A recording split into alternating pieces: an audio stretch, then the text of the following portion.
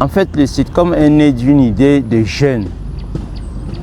Ce n'est pas moi en tant que tel qui suis le concepteur de départ, c'est les jeunes eux-mêmes réunis qui, en regardant le paysage touristique, se sont dit nous pouvons encore apporter un plus pour permettre au ministère du Tourisme et des Loisirs de mieux porter son sujet et de contribuer effectivement au développement du tourisme au Cameroun. Le sitcom donc, c'est un ensemble de jeunes, à la fois des avocats, des maîtres de conférences, des professeurs de lycée, des guides de tourisme qui se rencontrent donc pendant un certain moment pour discuter, échanger. Et nous avions pour thématique au début d'essayer d'identifier les points les plus pressants qui bloquent le développement du tourisme à la fois au niveau local et au niveau national. C'est ainsi donc qu'en 2018, a pris corps ce que nous appelons aujourd'hui le salon international de l'information sur la communication dans les communes. L'information ici, j'entends l'information du tourisme responsable et durable. Et la base donc des terroirs, c'est dans les communes.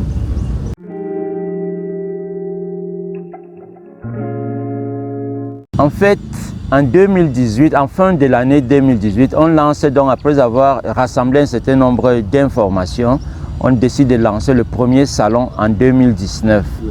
On prend donc contact avec le ministère du Tourisme et des Loisirs.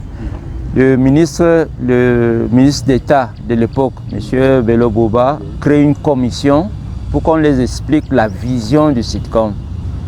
Et après avoir donc tenu cette commission, on lance donc ici au musée, au monument de la Réunification, qui était un endroit très symbolique, à la fois pour les Camerounais et pour la jeunesse, parce que c'est un lieu de rassemblement des cultures.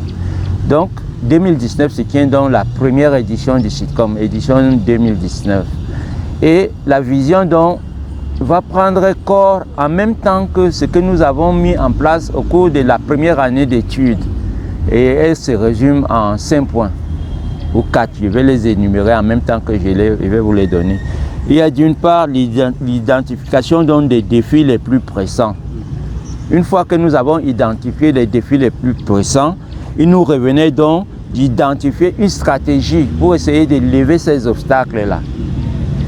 Une fois qu'on a passé cette étape, il nous devait de susciter un changement positif très large, le plus large possible à travers le développement, la diffusion du concept de tourisme responsable. À ce moment-là, il fallait que nous nous rapprochions des communes, donc des magistrats municipaux. Donc voilà un peu la vision de départ, les objectifs qui ont été assignés au départ. Il fallait ensuite les concrétiser.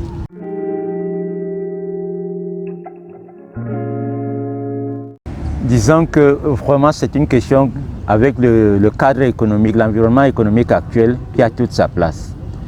Mais pour demander les moyens, il fallait présenter les axes prioritaires de l'action.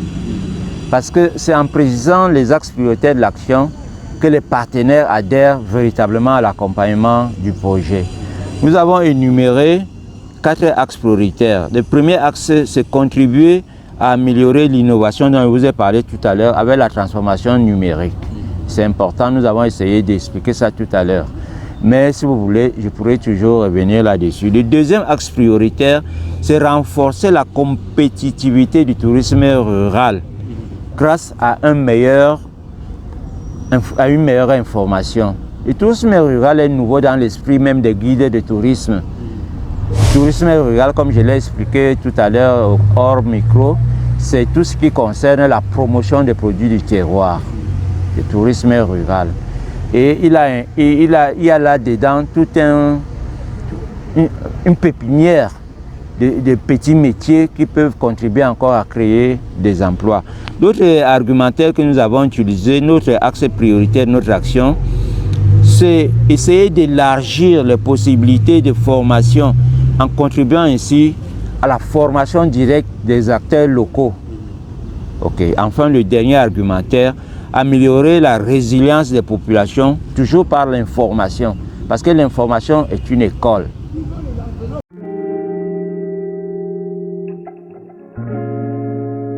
nous avons décidé de cibler les élèves et les étudiants.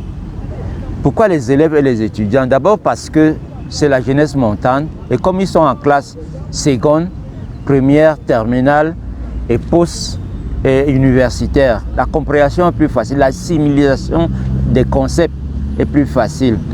Et voilà l'innovation forte parce qu'auparavant nous prenions tous les publics.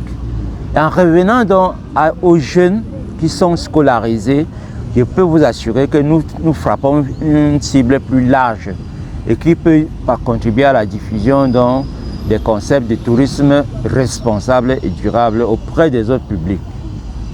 C'est l'innovation forte.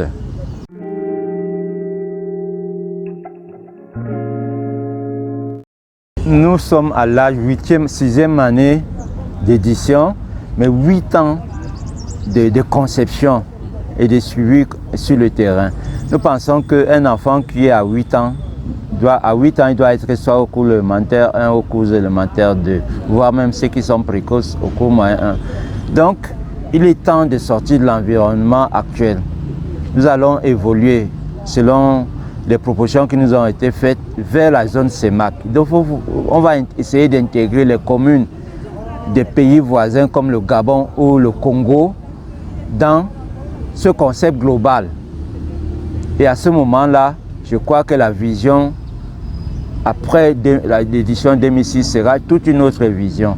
Il faudra la réadapter à la zone CEMAC.